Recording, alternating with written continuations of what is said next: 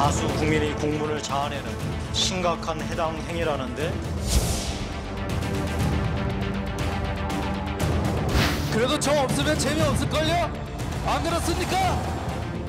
저 살고 싶습니다. 여러분 살려주시겠습니까?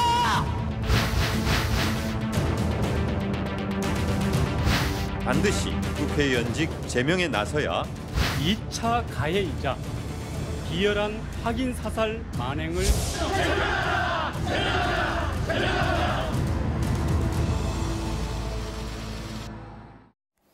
네, 한국당이 5.18 망언으로 논란이 된 소속 의원 3명 중에 이종명 의원만 일단 제명했고 김진태, 김순례 의원은 징계 유예가 됐습니다. 전당대회 출마자라는 이유 때문인데 두 사람은 당장 어제 오후 첫 합동 연설회에서 마이크를 잡았습니다. 관련해서 한민수 전 국민일보 논설위원 모시고 관련 이야기 나눠보도록 하겠습니다. 안녕하십니까, 의원님? 안녕하십니까? 네. 자, 일단 제명이 결정된 이종명 의원이요. 네. 윤리위, 비대위 결정은 났지만 이게 자유한국당 의원총회에서 3분의 2 이상 찬성이 있어야 이게 제명이 확정이 되는 겁니다. 그렇습니다. 이 제명이라는 게 이제 좀 헷갈릴 수 있는데 국회 제명이 아니기 때문에 당적을 박탈하는 거 당에서 이제 내보내는 것 때문에 국회의원직은 비례대표 의원직 유지를 하는 건데요. 일단 이종명 의원 개인적으로 볼 때는 좀 억울할 것 같아요. 제가 볼 때 이제 이렇게 사고는 같이 쳤는데 이런 셋이셨는데 혼자만 이렇게 제명이 나도 됐습니다. 출마할 걸 이런 생각할 수 있을 것 같아요. 충분히 그런 생각을 했었을 것 같습니다. 그런데 이 제명 자체가 쉽지는 않습니다. 어떻게 보십니까? 말씀하신 대로 이제 3분의 2의 의원들이 동의를 해야 되거든요. 네. 3분의 2면 지금 113명이기 때문에 한 75명의 의원들이 동의를 합니다. 의원총회를 열어서요. 네. 근데 지금 이게 사실 한국당의 이 내부 규정이 이게 정당법보다 더 강합니다. 정당법에는 지금 과반이 돼 있어요. 근데 이게 내부는 3분의 2니까 더 어려운 거죠. 강력하게 막아놨네요. 예, 그렇습니다. 그리고 예전 같은 경우에 이게 그렇게 저는 이 키를 준 사람이 이제는 나경원 원내대표가 키를 쥐고 있다. 왜냐하면 의총이니까요. 예, 의원총회이기도 하고 김병준 비대위원장의 임기는 뭐 이달 27일이면은 뭐 끝나지 않습니까? 그렇죠. 전당대회 열리니까. 예전에 그 친박 책임론 뭐 탄핵 때도 그렇고 이랬을 때 의원들이 그 서청원, 최경환 의원이 친박의 뭐 좌장격들 아닙니까? 그래서 제명 요구를 했을 때 당시 원내대표가 정우택 의원이었습니다. 그런데 아예 의총을 열질 않아 버렸어요. 시간을 끌면서. 그래서 유야무에 됐고 예전에 기억했겠습니다만 그 강용석 의원이라고 그분이 이제 뭐 아나운서 이렇게 폄하하는 발언했을 때 이때는 의총 되게 논란이 많으니까 한 달 정도 그때 시간을 끌었을 겁니다. 그럴 때 김무성 대표가 정치적 결단을 해버렸죠. 그래서 모두 동의하느냐 만장일치로 그냥 통과를 시켰습니다. 그때 표결이나 이런 뭐 절차를 걸치지 않았습니다. 그래서 나경원 원내대표가 아마 이제 전당대회 전까지는 뭐 쉽게 의총을 열지 않을 가능성이 높아 보여요. 그러면 전대에서 새로운 지도부가 구성됐을 때 뭐 계속 이어서 말씀드리겠습니다만은 누가 당권을 잡느냐 이런 거 다 영향을 미칠 거고요. 특히 3분의 1을 얻는다는 게 그리고 이제 이종명 의원 같은 경우가 뭐 의원직을 유지합니다만은 어찌됐든 간에 내년 6월이면은 국회의원 임기가 끝나거든요. 이제 1년 4개월이 남았기 때문에 동정 여론이 있을 수도 있고요. 당내에서. 현재 그런 상황인 것 같습니다. 알겠습니다. 더 논란이 되는 거는 김진태, 김순례 의원에 대한 징계 유예 결정입니다. 김진태 의원은 당대표 출마, 김순례 의원은 최고위원 출마를 해서 당규상 출마자는 징계를 선거 이후로 미뤄야 된다 이렇게 돼 있다는 건데 다른 당들 반응을 보니까 이제 꼬리 자르기다, 징계 쇼다 지금 이렇게 지금 맹비난하고 있죠. 어떤 내용들로 말들을 하고 있습니까 지금?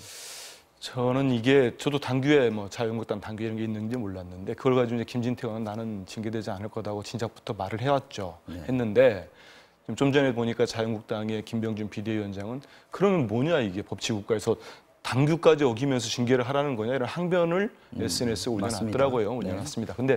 그런데 이 정도 사안이면은 제가 볼 때는 이건 이른바 한국당 차원의 문제는 아닌 겁니다. 5.18 망언이라는 거는 그런 역사적, 정치적, 법적으로 끝난 문제를 국회의 공론회장에서 의원들이 뭐 일반인이 길거리에서 한 것도 아니고요. 민의의 정당인 국회에서 이걸 냈단 말이죠. 이건 어찌됐든 하나의 당의 차원이 문제가 아니기 때문에 이걸 당규에 있다고 해서 이거를 두 분은 놔두고 한 분만 했다.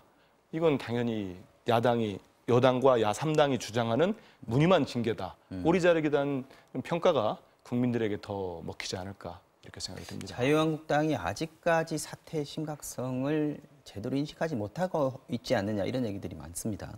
거기에 저도 동의합니다. 이 정도 되면 한 6일 정도를 끌었죠. 어제까지 끌었는데 이게 몰랐던 거죠. 이게 어떤 사안이고 이 문제라면 전 국민 한 70% 가까이가 의원 제명을 요구했던 여론조사에 나타났지 않습니까? 지금 당으로서는 지지율도 지금 떨어지고 있잖아요. 그렇습니다. 이게 결정적으로 지금 영향을 미치고 있다고 봐야 될 텐데요. 영향을 미친다고 봐야 되겠죠. 당으로서도 예. 지금 상당히 부담스러운 상황 아닙니까? 맞습니다. 열성 지지자들만 본다면은 네. 그대로 갈 수 있겠지만은 그 뭐 오세훈 전 시장도 있습니다만은 이게 네. 그 집권을 위해서 어떻게 그 열성 지지자 퍼센테이지 그러니까요. 정확히 볼 수 네. 없겠습니다만은 그것만 갖고 갈 수는 있겠습니까?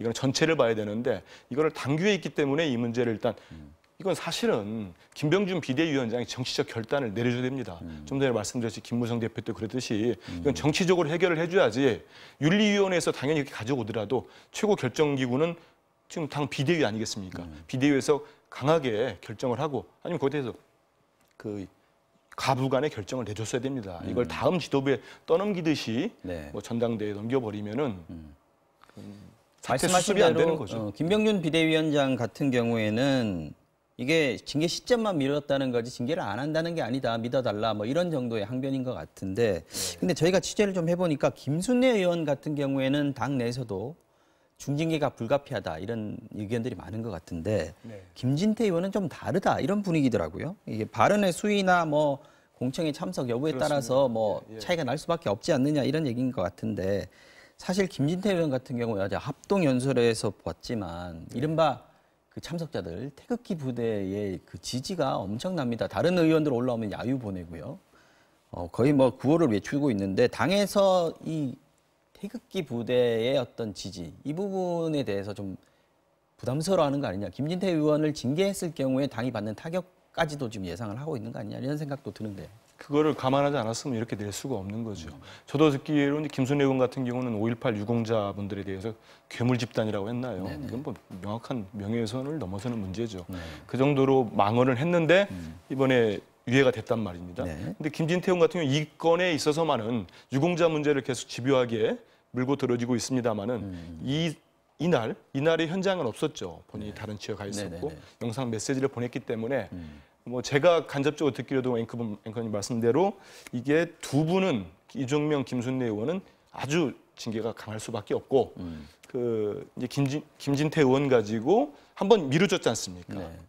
고민이 많다 이런 얘기가 들렸었는데 결국은 김순례 의원 같은 경우는 김진태 의원의 출마기를 열어주기 위해서 징계를 위해하면서 김순례 의원까지 같이 갔다고 볼 수 있는 거죠. 명분을 그렇게 만들어야 되니까요. 예, 그렇죠. 한 사람은 뭐 여성 최고위원 나왔다고 이분은 안 되고 당 대표 나왔다고 이분만 가게 할 수는 그렇죠. 없는 거니까 그건, 예. 두 사람은 열어준 거고요. 네. 근데 말씀하신 대로 이게 결국은 그 어제 첫 합동 연설회 때 보니까 한 500명 이 태극기 부대라고 할까요? 열성 네. 지지자들이 모여서 김진태 의원은 아주 강경하게 환호해주고 네. 오세훈 전 시장이랄지 다른 분들 나오면은 아예 유세가 안 될 정도로 방해했다는 거 아닙니까? 네, 네. 근데 이거를 본인들만 보고 있는 어떤 그냥 갇혀진 곳에서 이렇게 한다면 모르겠습니다만은 이게 전 국민이 지금 보고 있습니다. 특히 지금 문재인 정부에 대해서 뭐 지지를 철회하는 분도 있지 않습니까? 그러면 다른 쪽 무당층도 있는 거고요.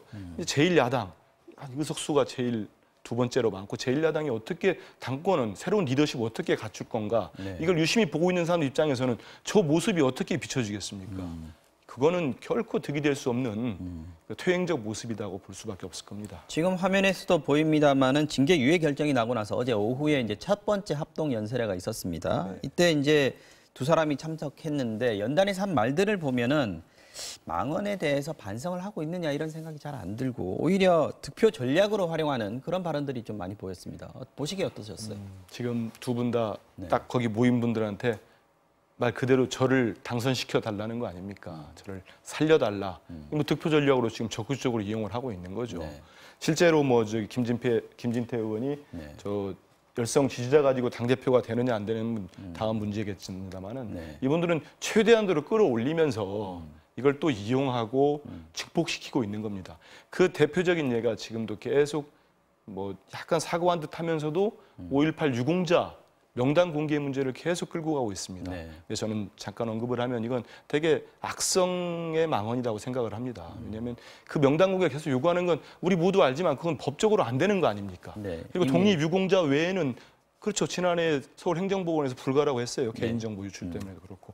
어떠한 뭐 월남전이 됐든 한국전쟁이 됐든 다 명단을 공개하지 않습니다. 네. 한 4천여 분 되는데 그 공개 주장을 계속하면서 그 얘기를 또 받아가지고 저 지지자들 같은 경우는 그래 당당하면 명단을 공개해라 이렇게 요구를 하고 있거든요. 네. 법적으로 안 되는 문제를 두 가지가 숨겨졌다고 볼 수 있는 거죠. 첫째는 북한군 침투설과하고 맥이 연결돼 있는 부분입니다. 네. 명단 안에 불순한 사람이 있지 않느냐. 두 번째는 이게 또 지역적인 문제와 또 연결이 되거든요. 특혜를 본 게 아니냐. 근데 이 수치상 보면은 5.18 유공자 분들이 지금까지 국가직에서 응시했을 때 네. 그 전체 유공자들의 수치가 다 나와 있습니다. 유공자들 같은 경우 2018년 7월까지 공무원 시험 가산점을 받은 5.18 유공자가 총 446명인데 이게 전체 유공자 1.3%밖에 안 됩니다. 네. 그러니까 이런 것들이 객관적으로 나와 있음에도 불구하고 계속 욕을 한다는 말이죠. 그건 득표 전략이라고 볼 수밖에 엄청난 없는 거죠. 특혜를 받고 있다는 것은 사실 가짜 뉴스로 많이 퍼져 있는 내용이죠. 근데 네. 이거를 계속 이제 SNS나 유튜브나 본인들의 지지층을 통해서 증폭을 시키고 있는 겁니다. 알겠습니다. 이런 가운데 여야 사당은 국회 윤리위를 통한 이른바 망원 3인방의 국회의원 제명을 지금 추진을 하고 있습니다. 네. 오늘도 긴급 토론회를 여야 사당이 열고 있더라고요. 반드시 추방하겠다 지금 목소리를 높였는데 오늘 한국당 보니까 네. 손혜원 의원부터 제명해야 한다 이 얘기가 나왔습니다. 뭐 예상됐던 수준이긴 예상을 한데요. 했죠. 그렇죠. 무소속 손혜원 의원. 근데 이게 다음 주 월요일 날 국회 윤리특별위원회가 여야 3당 간사 회동을 한다고 하는데 이렇게 되면은 지금 초반부터 이제 싸우고 하느라고 과연 이게 제대로 진행이 될까 이런 생각부터 듭니다.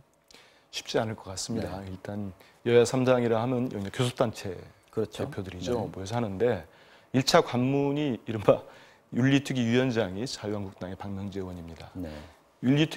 윤리위원회 자체에서 제명 결정을 하던 어떤 징계 수위가 결정이 돼야 되는데 네. 벌써 이제 손혜원 의원 얘기를 한 거지 않습니까? 네. 다른 분들도 좀 가 있는 것 같아요. 다른 의원들도 있기 때문에 8분 정도 포함해서 그렇습니다. 망원 상임방이라고 하는 분들 포함해서 8분 정도가 올라가 있는 그렇습니다. 거죠. 여야 의원들이 다 속해 있어요. 네. 그러면 한국당 뭐 위원장을 비롯해 의원들 위원 같은 경우 네. 왜 이 3명만 가지고 하느냐?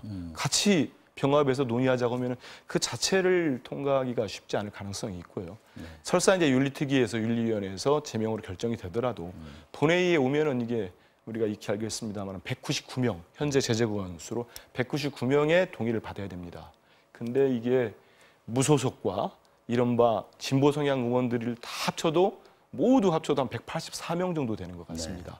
그러면 일단은 절대 한국당에서 숫자가 15명 맞습니다. 절대 수가 그렇고 또 뭐 이쪽에 184명에서도 뭐 의원들 감싸기 제 식구 감싸기 이른바 오랫동안 해오지 않았습니까? 해왔기 때문에 이탈했을 때는 더 이쪽이 와야 된단 말이죠. 근데 또 오늘 이른바 비박계의 한국당의 자장이라 할 수 있는 김무성 의원이 발언한 게 있습니다. 이분이 그 5.18 망언에 대해서는 금도를 넘어섰다. 강력히 비판을 했었어요. 서청원 의원도 그랬고 네. 나도 취재해봤다 했는데 김무성 대표가 무슨 얘기를 했냐면 이 제명까지는 이건 정치 공세다. 이런 얘기를 했기 때문에 이것도 산 넘어 산이다. 일종의 가이드라인이 될 수 있겠군요. 한국당 내에서는요. 그럴 수 있겠습니다. 자, 이런 와중에 김영삼 전 대통령의 차남인 김현철 씨가 네.